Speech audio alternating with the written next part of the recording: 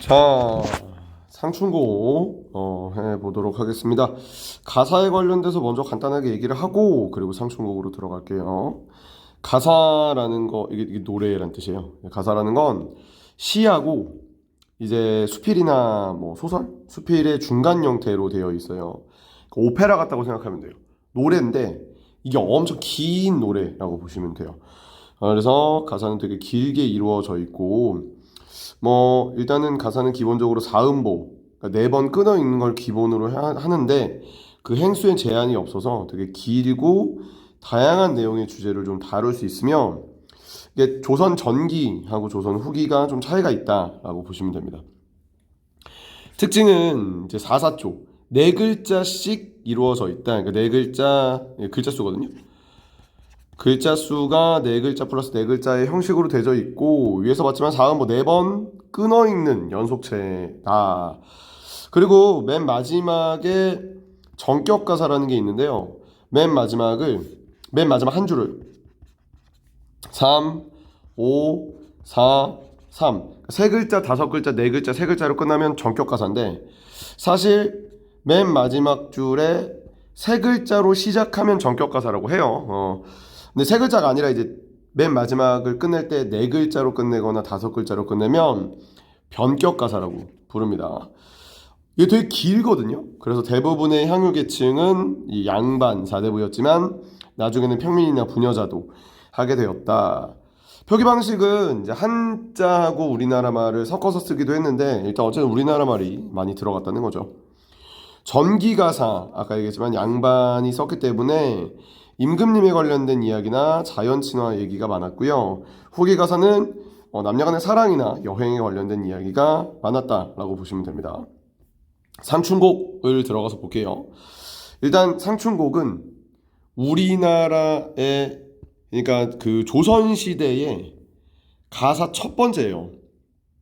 이게 조선 가사의 첫 번째 효시라는 말을 쓰는데 가장 먼저 만들어져 있는 가사고요.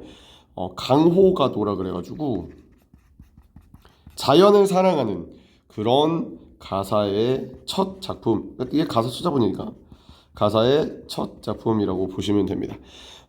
그래서 이제 국문학사상 가장 최초의 작품이기 때문에 상충곡을 가사에서 보통 가장 먼저 배우게 됩니다.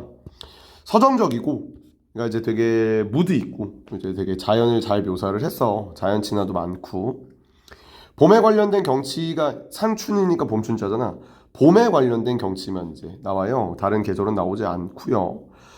그리고 공간의 이동에 따라 시상을 전개를 하고 있는데 미리 이 공간의 이동에 대해서는 제가 좀 얘기를 하려고 해요. 공간이 어떻게 이동하냐면 일단은 집에서부터 이동을 해요. 수, 간, 모, 옥 집이에요. 집옥자야. 그래서 냉면 먹는 집을 이렇게 뭐 함흥 면옥이라고 하잖아. 집에서 있다가 정자로 갔다가 시냇가로 갔다가 산 봉우리 봉두에 올라가거든요. 계절은 봄이고 공간의 이동으로 시상이 전개가 되는데 공간을 보면 이 집 쪽은 속세에 가깝고 좁은 공간이야. 근데 뒤로 가면 갈수록 자연에 가깝고 그러니까 이제 탈속이죠. 자연에 가깝고 넓은 공간으로 변합니다. 그래서 시상 전개 방식 자체가 이런 식으로 이제 공간의 이동의 형태로 이제 올라가면서 그래서 이제 전개가 되고 있다라고 보시면 돼요. 이제 자연친화의 짬짬맨 그럼 자연친화면 안빈낙도 안분지족 이런 거 여러 가지 얘기할 수 있겠죠. 자 그리고 이제 안에 들어가서 이제 볼 건데 지금까지 찍어 올린 영상에서 상충곡이 가장 뭐랄까 긴 작품이죠. 이제 지금 내가 지금 찍어 올리는 작품에서 근데 이제 어쨌든 유튜브의 특성상 이거를 막 원래 막 40분 50분씩 수업을 디테일하게 해야 되는데 유튜브의 특성상 그러면 이제 우리 친구들이 듣지 않으니까 어쨌든 저는 이제 모든 영상을 15분에서 20분 안으로 끊으려고 해요. 가사 얘기는 좀 했고 지금부터 한 15분 정도 약간 빠르고 중요한 부분 위주로 해서 좀 접근을 해보도록 하겠습니다. 상충곡입니다. 자, 봄에 관련된 이야기입니다. 봄에 관련된 노래죠. 흥진. 자, 우리가 요 흥진 정도는 알아두셔야 돼요. 붉은 먼지란 뜻이에요. 붉은 먼지란 뜻인데 붉은 먼지는 속세에 있을 거 아니야. 그래서 홍진, 뭐 진세, 홍진 많이 나오는 말인데 이건 속세라고 보셔야 돼요. 자, 속세에 묻혀있는 사람들아 라는 뜻이에요. 속세에 묻혀있는 사람들아, 그러니까 속세 사람들아, 나의 삶이 어떠한가. 사사조라고 그랬으니까 한번 끊어볼게요. 첫 번째 줄만. 홍진에 묻혀있는 사람들아, 나의 삶이 어떠한가. 가사의 가장 기본의 형태죠. 나의 삶이 어때? 서리법. 어때? 그럼 어때? 자부심을 가지고 있는 거지. 나 어때? 나 짜장면이지? 옛날 사람의 풍류를 미치는가 못 미치는가. 옛날 사람처럼 그렇게 즐기는 모습이 그 사람들만큼 미치는 것 같아, 못 미치는 것 같아? 하늘과 땅 사이에 남자의 몸으로 태어난 사람이 아주 많은데, 남자의 몸으로 나 같은 사람이 아주 많은데 산속에 묻혀서 즐거움을 왜 모르냐? 왜 모른단 말인가? 왜 몰라? 자연 친화가 너무 좋아. 그래서 강호 가도 자연 친화에 관련된 이야기를 하고 있고요.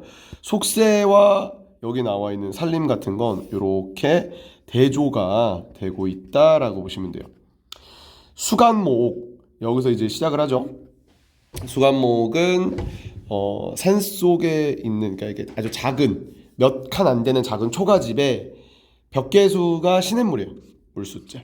우리가 한자가 나오면 이 마지막 글자에 집중하시는 게 앞 글자보다는, 앞에는 이제 보통 꾸며주는 말이라 가지고 시냇물을 앞에 두고 소나무 대나무가 울창한 속에 바람과 달의 주인이 되었구나. 자연의 주인이 되었어. 그래서 수간목에서 일단 처음에 시작을 합니다.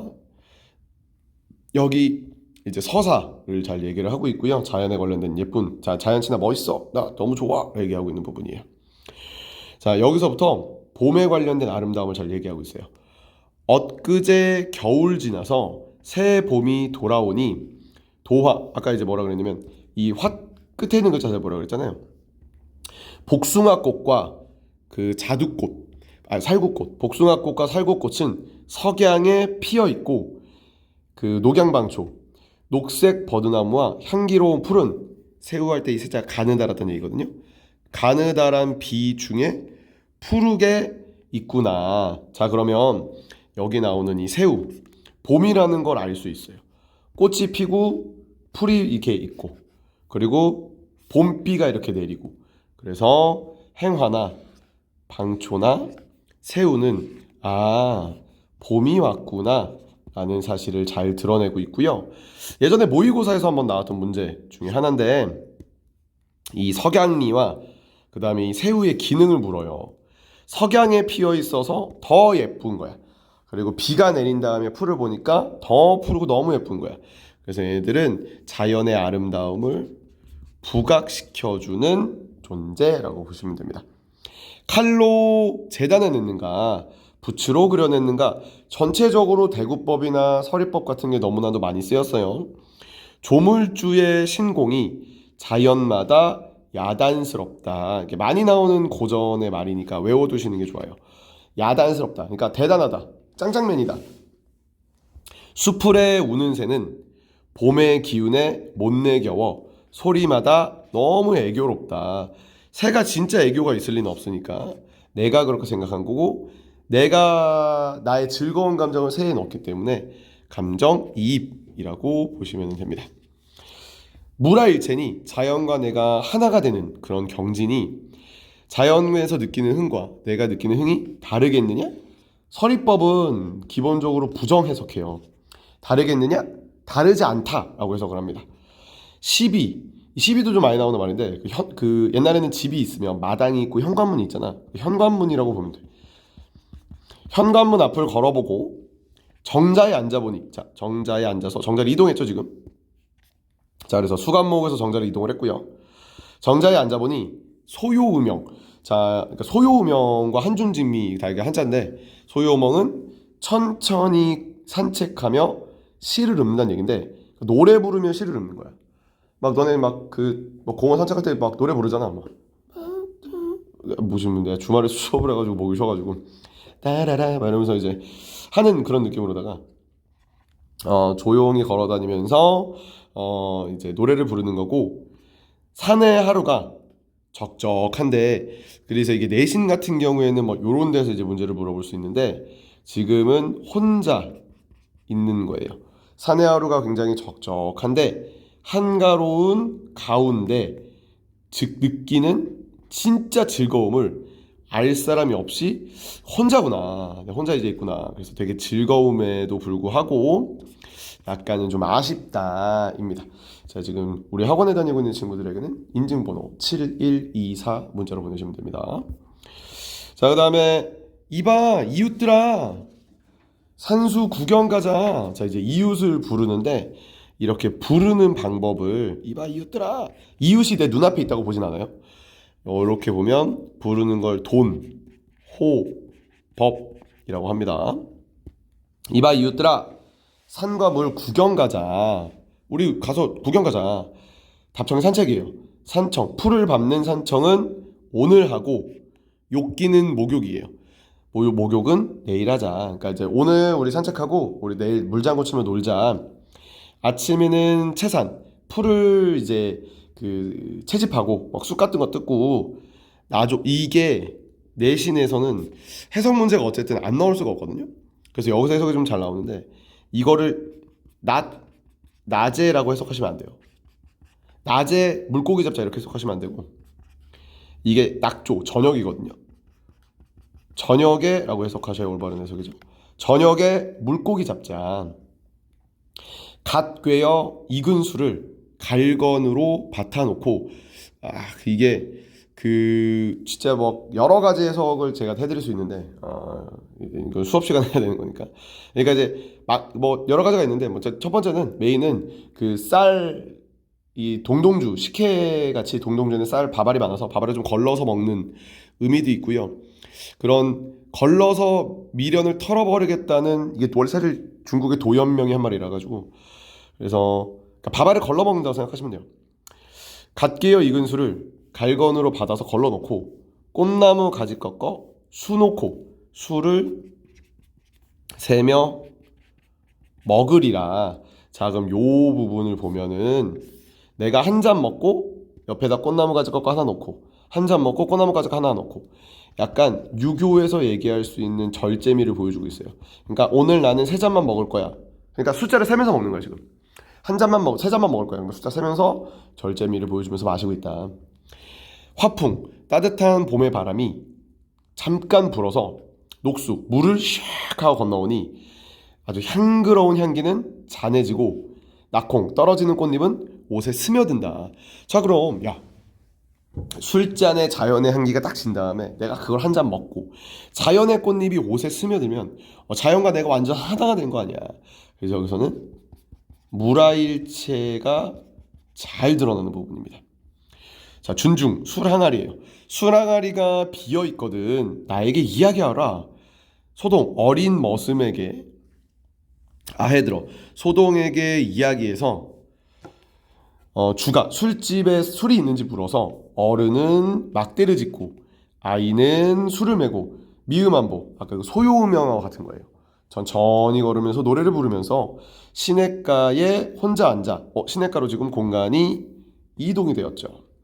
시냇가에 혼자 앉아 명사 모래가 보일 정도로 깨끗한 좋은 물에 잔을 씻어 부어들고 청류 골짜기예요. 위에 이제 흐르는 물을 굽어보니 떠오는 것이 도화구나. 복숭아꽃. 자, 우리 무릉도원이란 말이 있어요. 여기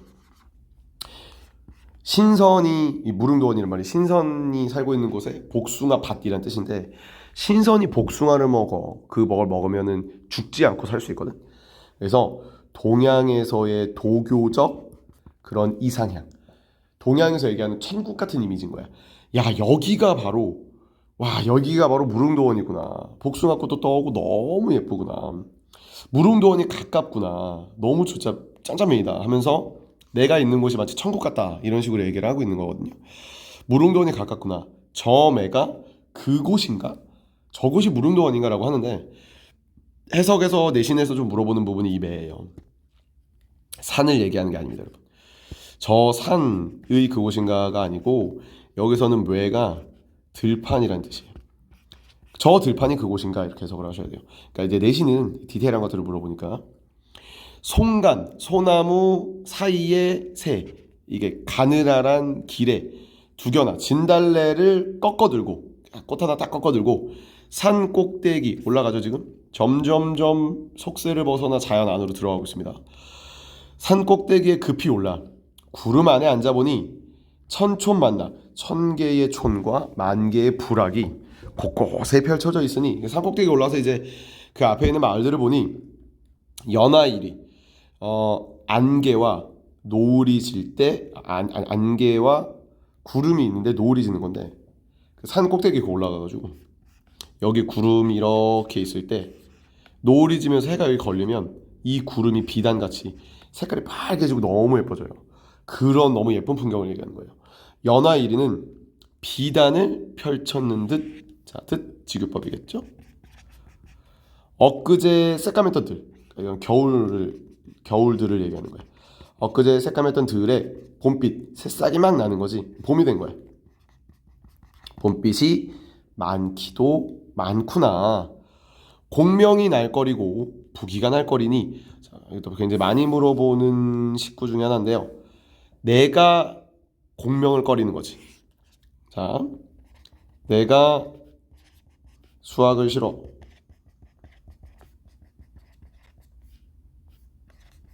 원래 이렇게 해야 되잖아. 내가 수학을 싫어하잖아. 근데 수학이 날 싫어해. 이렇게 얘기하는 느낌이거든. 그래서 주체와 객체를 바꿔서 얘기하는 거예요. 이걸 이제 주객전도라고 합니다. 공명도 나를 싫어하고 부귀도 나를 싫어하니, 그러니까 이제 돈은 필요 없다 이거지. 청풍명월, 시원한 바람이 불고 이제 예쁜 달이 뜨는 것 이외에는 어떤 친구가 있겠느냐. 없다고. 자연을 제외하고 난 그 어떤 친구도 없어. 단표누왕, 이제 가난한 집 같은 거예요. 이제 단사표음이라는 사자성어도 있어요. 이런 사자성어도 있는데 여기서는 이제 그 누추한 곳에 가난한 생활을 해도 무트대음, 쓸데없는 생각을 아니하니. 자, 이 쓸데없는 생각도 꽤나 많이 물어보는 편입니다. 이 쓸데없는 생각이 부귀공명을 얘기하는 거예요. 그러니까 속세의 그런 부귀공명을 하지 않으니, 난 자연친화만 있으면 되니. 아모타, 세 글자. 맨 마지막에 뿅 세 글자로 끝내면 정격가사라고 그랬죠. 아모타. 우와. 아무튼 간에 백년행락, 한평생 즐거움이 이만한들 만족하지 않겠어? 어쩌겠어? 이 정도면 만족하는 거지 하면서 만족감을 드러내면서 마무리하고 있는 작품이다 라고 보시면 됩니다. 자, 시험에서 굉장히 잘 나오는 것들은 자연 친화에 관련된 이야기들이 굉장히 잘 나오는데, 앞에서부터 다시 한번 보면 공간의 이동으로 되어 있어요. 그래서 공간의 이동으로 되어 있기 때문에 수간목에서부터 이제 정자, 그 다음에 시냇가, 봉두, 이렇게 이 공간의 이동이 있다는 거. 공간은 이제 속세의 공간에서부터 자연의 공간으로 점점 넓어진다는 거 좀 보시면 되고요. 각각의 이제 숨겨져 있는 의미들을 좀 물어볼 수 있어요. 뭐 이런 석양리나 새우의 기능이라든지, 아니면은 여기서 이제 처음에 시작할 때 이제 흥진에 묻혀 있는 사람들 누구냐? 속세 사람이죠. 뒤로 봤었을 때는 뭐 이 공명, 부귀, 무트내음 이런 것들의 의미, 속세의 의미, 속세와 자연을 대비해서 그래서 보실 수 있어야 됩니다. 당연히 해석이 이제 가장 중요하겠죠. 상춘곡은 여기까지 하겠습니다.